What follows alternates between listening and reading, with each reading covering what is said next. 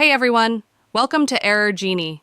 Today I'll be showing you step-by-step how to fix Farming Simulator 25 error can't read profile path. This issue can usually be resolved by allowing the game's executable.exe file through your antivirus and firewall settings. Let's get started. Step 1. Add the game to your antivirus program. If you're using a third-party antivirus like Avast, Norton, Bitdefender, or McAfee, follow these steps. Open your antivirus program. Go to the Settings or Protection Settings section. Allow or exclude an app. Find the option to allow or exclude apps, and add the game's .exe file. Locate game file. Browse to the game's installation folder, usually in C:\program files x86 /steam /steamapps /common /GameName. Select the .exe file. Choose the game's .exe file to add it to the antivirus exceptions.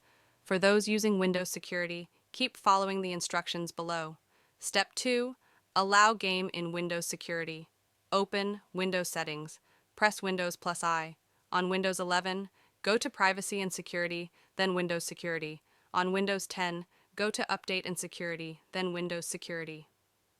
Virus and Threat Protection. Select this option, then scroll down to Manage Ransomware Protection. Allow an app through controlled folder access. Click Yes if prompted. Add game.exe file. Select Add an allowed app, then browse all apps, then go to your game's installation folder, usually in C:\program files open parenthesis, x86 close parenthesis, /steam /steamapps /common /GameName. Select the .exe file to allow it. Step 3. Allow game in Windows Defender Firewall.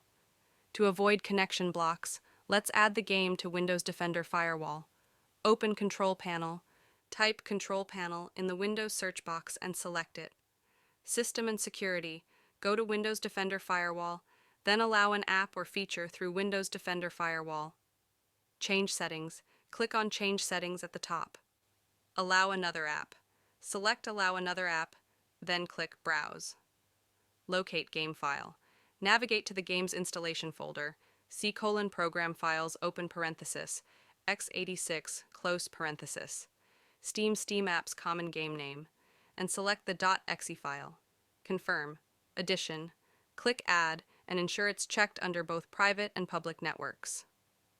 Final step. Test the game. Once these settings are adjusted, launch your game. This should resolve the installation or download issues. If this video helped, please like and subscribe for more troubleshooting tips. Thanks for watching Error Genie.